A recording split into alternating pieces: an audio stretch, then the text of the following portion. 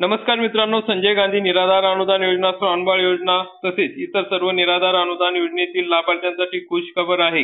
कारण की मित्रांनो, सामाजिक न्याय विशेष सहाय्य विभागाकडून आता संजय गांधी निराधार अनुदान योजना व इतर सर्व निराधार अनुदान योजनेतील लाभार्थ्यांसाठी नवीन GR काढण्यात आलेला आहे।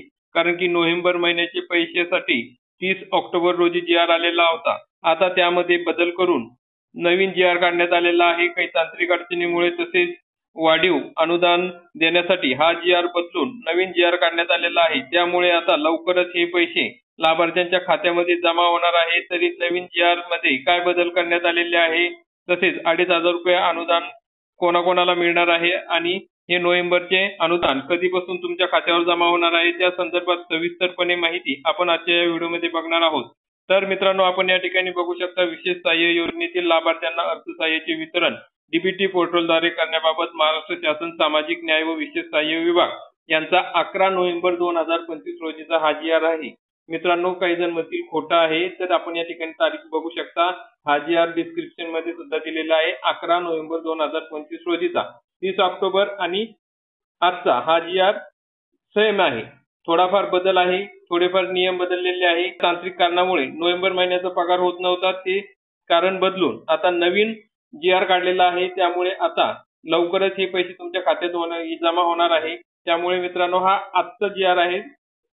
तर या ठिकाणी आपण बघू शकता की सामाजिक न्याय व विशेष सहाय्य विभागामार्फत राज्य पुरस्कृत संजय गांधी योजना आणि श्रावणबाळ योजना तसेच केंद्र पुरस्कृत इंदिरा गांधी वृद्धापकाळ योजना, विधवा योजना, दिव्यांग योजना या सर्व योजनांसाठी पैसे दिले जातात। त्यानुसार आता ऑक्टोबर 2025 पर्यंतचे सर्व अर्थसहाय्य DBT द्वारे थेट लाभार्थ्यांच्या खात्यात जमा करण्यात आलेले आहे।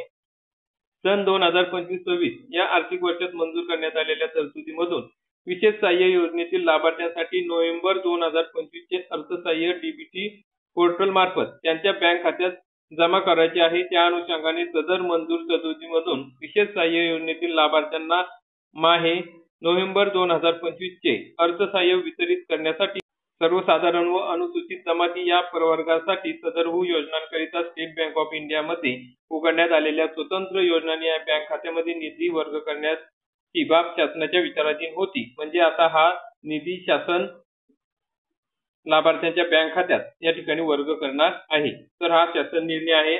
आपण या ठिकाणी शासन निर्णय बघू शकता। राज्य पुरस्कृत ज्या योजना आहे त्या डिसेंबर 2024 पासून अर्थसहाय्याचे वितरण DBT पोर्टलद्वारे करण्यास सुरुवात झालेली आहे। तसेच ज्या केंद्र पुरस्कृत आहेत त्यांचे सुद्धा DBT द्वारे आता DBT पोर्टल मार्फत हे अर्थसहाय्य देण्यात येते। तर मग या योजनेतील लाभार्थ्यांना माहे नोव्हेंबर 2025 चे अर्थसहाय्य DBT पोर्टलद्वारे थेट त्यांच्या बँक खात्यात जमा करण्यासाठी सदर योजनांकरिता स्टेट बँक ऑफ इंडिया मध्ये उघडण्यात आलेल्या स्वतंत्र योजनानिहाय बँक खात्यामध्ये पुढील तक्त्यात नमूद केल्याप्रमाणे निधी वर्ग करण्यास या शासन निर्णयाद्वारे मान्यता देण्यात येत आहे।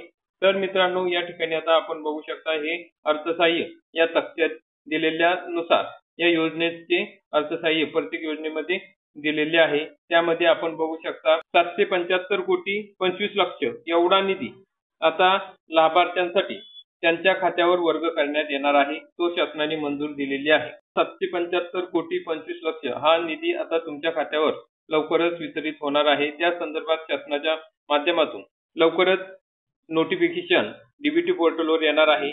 तर मित्रांनो, आता थेट लाभ हस्तांतरित करण्यासाठी या ठिकाणी आता थोडेफार बदल करण्यात आलेले आहे। संजय त्या खाते क्रमांक सर्वसाधारण गटासाठी आणि अनुसूचित जातीसाठी वेगवेगळे खाते क्रमांक काढण्यात आलेले आहे।